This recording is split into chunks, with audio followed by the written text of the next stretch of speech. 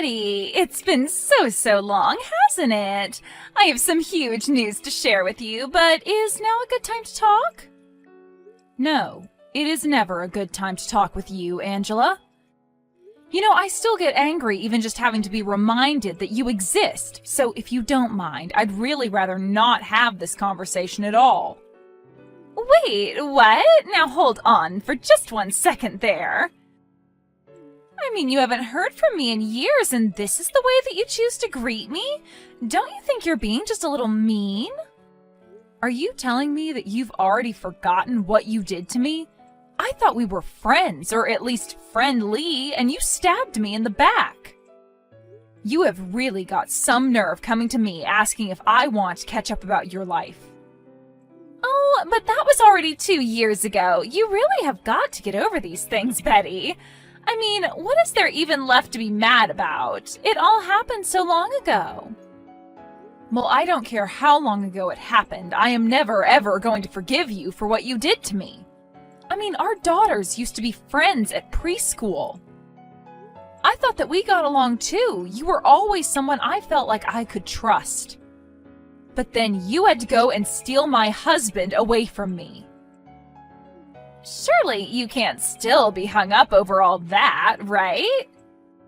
I mean, I know I probably shouldn't have done what I did, but it's not like you can really blame me for going after something that I wanted, right? That isn't true, though. You were always trying to go after my husband, and you know it.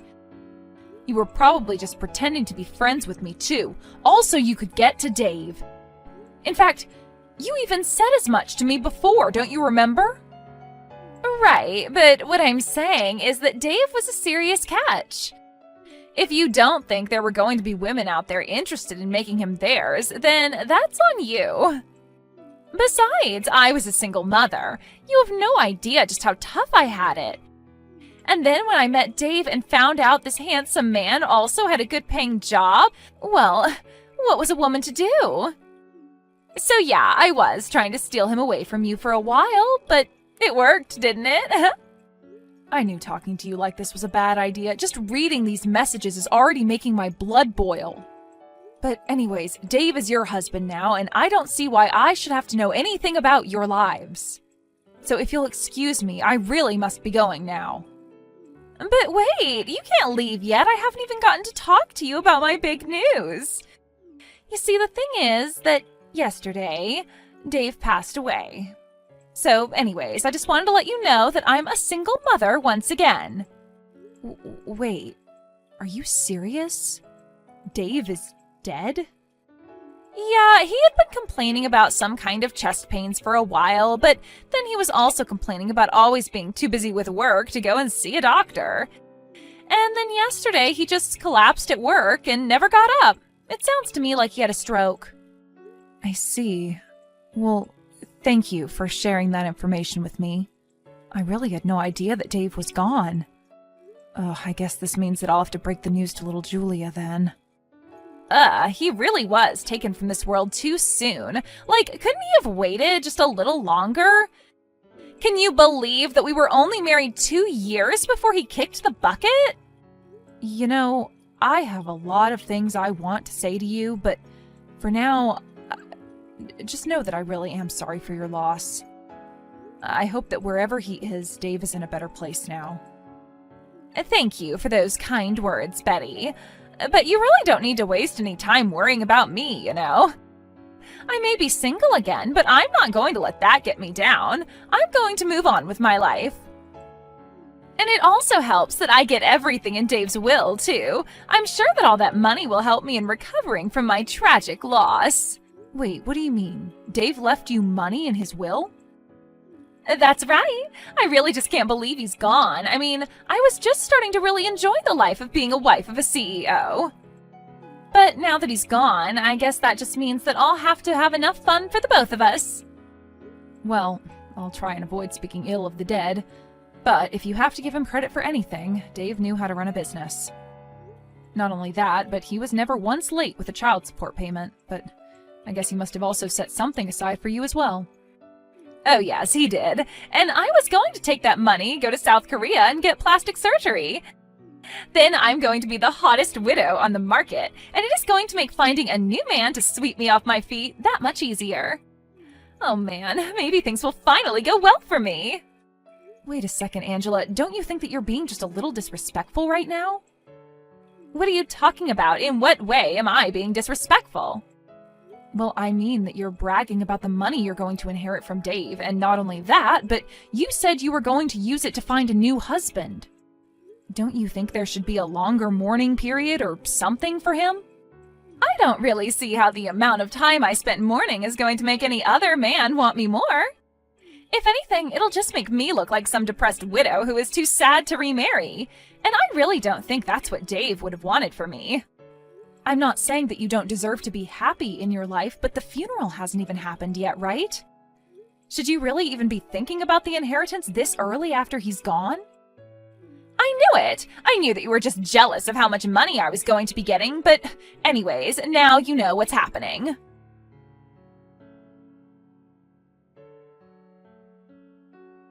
Hello, is this Betty? We met once before, but I'm not sure if you remember me. I'm Thomas, Angela's son. Oh, Thomas, of course I remember you. You were just a bit older than Julia in elementary school, weren't you? I just wanted to say that I'm very, very sorry for your loss. I'm not sure how close you and Dave managed to get before he passed, but I'm sure this is hitting you quite hard. I didn't think of Dave as my dad at all. In fact, to me, he was always just Julia's dad that my mom managed to steal from your family. But I could never live with the feeling of stealing Julia's dad. Thomas, I had no idea that you felt this way about the whole situation. Well, I actually am messaging you today because I have a few things that I want to talk to you about. For example, do you know how to have a funeral? I've tried looking up things online, but I feel like it just made me more confused than anything else. Wait, what? Why on earth are you looking up something like that? Well, my mom said that she didn't have time to deal with Dave's funeral, so she told me to handle it all. So I guess that means that I'm in charge of organizing it and stuff. You have got to be kidding me. Did your mom really say that? Yeah, I mean, my mom is back to being a single mother. We don't really talk to any of our relatives. Especially not after she had her affair with Dave. That was the last straw for a lot of people. But anyways, that's bad for me because it means that I don't have anyone to ask. But wait a minute. Where is your mom right now, Thomas? I mean, why in the world would she leave arranging the entire funeral up to you? Well, my mom is actually out of the country on vacation right now. She told me that she just found out that the check for Dave's money just cleared and that she was off to spend it. She's away on a vacation right now? So not only is she not going to be at Dave's funeral, but the reason she won't is because she's traveling? Betty, I just want you to know how sorry I am that you've had to deal with my mom's antics. I really am always trying to stop her from acting this way, but anytime I say anything to her, it's like talking to a brick wall. She doesn't listen to anything I have to say. And this morning when I woke up, she was gone. Thomas, please, you do not have to apologize to me for what your mom does.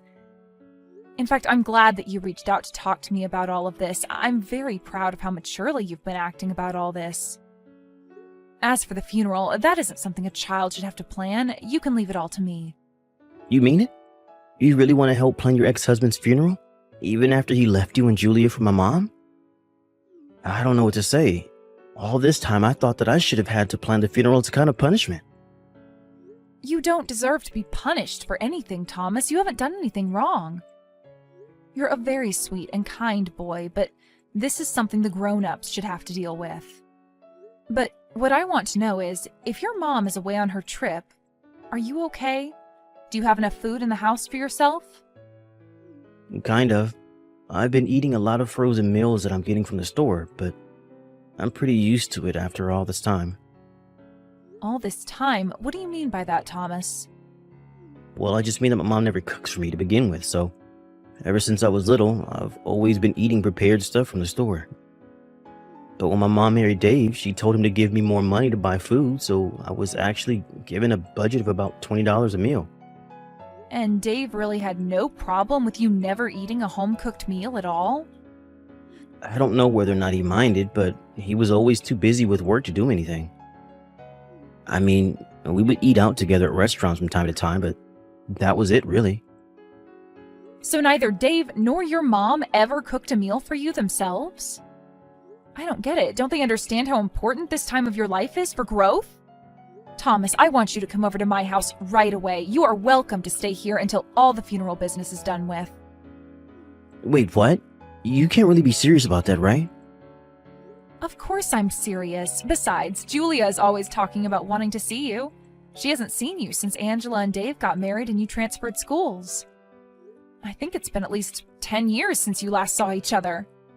But there's no way that I could ever face your daughter in person. I mean, my mom was the person who stole her father away from her mother. I'm the son of the woman who completely ruined her family. But you didn't do anything, and you can't blame yourself for this.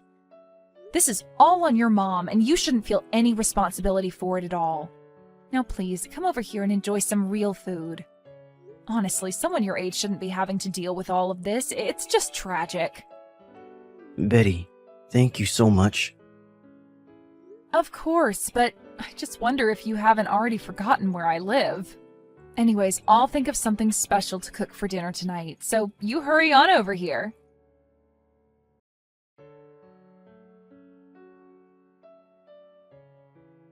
I heard that you stepped in for my son and ended up organizing the whole of Dave's funeral. Even to the end, I guess you never really were over him, were you? Why else would you step up and take over for Thomas like that? You have got some nerve asking me that. Why in the world was it up to your son to hold the funeral anyways? I mean, he is barely a teenager. There is no way he would have been able to do all that by himself. Honestly, what in the world is the matter with you? Didn't you feel a need to pay your respects to Dave at all? What more do I need to respect him for when I have all of his money? You really are a rather sentimental person, do you know that? And just what is that supposed to mean? I mean that you did all of this for Dave when you two aren't even married anymore. I certainly hope that you didn't hope to get anything from me by doing this. Because if you think that I'm going to share a penny of what Dave left me, then you are very, very wrong. Oh, please, do you really think that that's why I stepped in to help your son? I am really getting sick of all your wild delusions, Angela. Here I thought that you would have wanted to show some kind of emotion to Dave's memory, but instead I'm the one having to host the funeral all by myself. There you go, trying to guilt me into giving you something. I knew you would try this. But unfortunately for you, it isn't going to work. I've already told you that you aren't going to see a single penny. Dave's inheritance is all mine. So don't bother trying to kiss up to me. It won't work. You do know that Dave and I never actually got a divorce, right? And just what is that supposed to mean? I mean that had we actually been divorced, then you would have the rights to his will. But the fact is that Dave and I never finalized the divorce, so we were just separated. But legally, we were still married. So basically, I have a much stronger claim to his estate than you do. What in the world are you talking about? That doesn't make any sense. Dave and I were married for 2 whole years before he died. That's the reason why I stole him from you. Besides, I know for a fact that we signed the wedding documents and everything. But did you actually see Dave ever take them to the courthouse for processing? Of course I didn't. Why would I both need to follow him all the way there? I signed the papers. That means we're married. It really is as simple as that. After we signed the documents, I left it all up to Dave to take care of. Well, then I think that Dave might have tricked you because you two were never married. You really have no idea what you're talking about. Do you know that? Oh, I'm afraid that I do, though. You see, I never forgave either of you for your affair. And one way that I got my revenge was by refusing to divorce Dave. It would have been so easy to just sign the papers and be done with it, but then I knew that that would make things even easier for him. I still carried around my grudge against you two, so I never ever signed any kind of divorce papers. You have got to be kidding me! I'm not at all, and Dave knew he had no choice but to go along with it, since I could have taken away his visiting rights to see our daughter. I told him that if he and I get divorced, that he would never ever see his daughter again. You did what? But this doesn't make any sense. This is the first I'm hearing of any of this. Well, now you know that for the past 2 years, your so-called marriage to Dave was all a lie. But surely the courts would have seen that we were together. I'm afraid that it's not a matter of that at all. Dave's will lays out quite explicitly that his wife is to get everything. And that would mean that it all goes to me. It doesn't really say that, does it? Surely there's got to be a mistake here. My name has to be on that somewhere. There has to be a version around here with my name on it. Well, you said he died suddenly from a stroke, right? So what makes you think he would have even made something like that?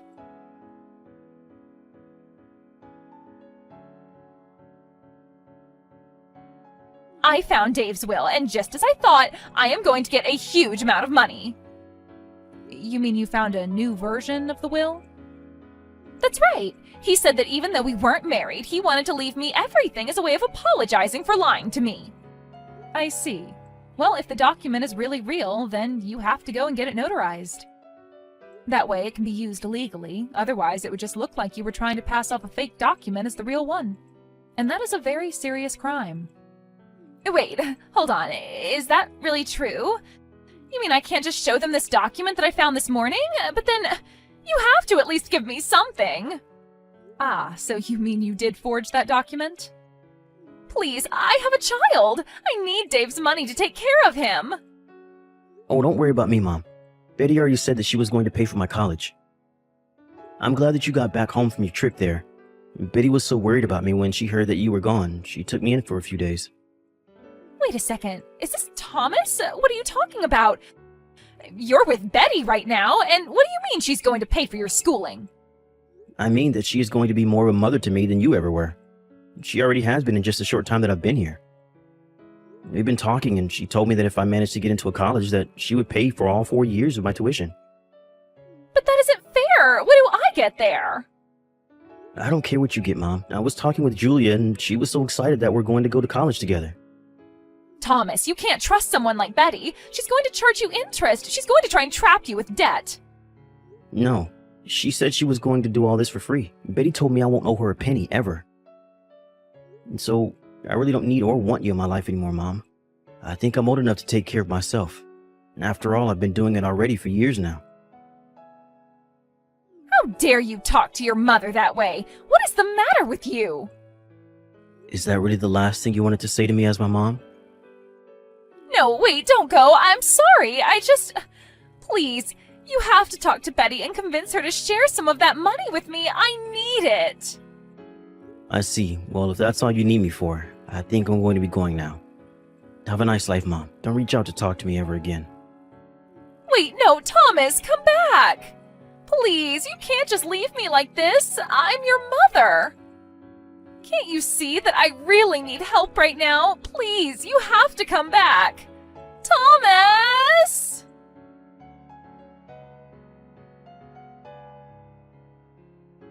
After that, I talked with Thomas and agreed to let him live with Julia and I.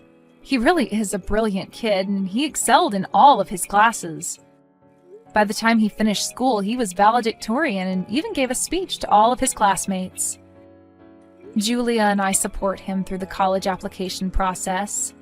By the time he heard back from all the schools he applied to, he had 5 different full-ride offers to choose from. I continued to get harassing messages from Angela begging for money. She even hired a lawyer and tried to sue me. But she quickly burned through what little money she had left doing that, and it got her nowhere. Now that Thomas is in school, he tells me that he swears to pay me back one day. And I tell him that he has nothing to worry about at all.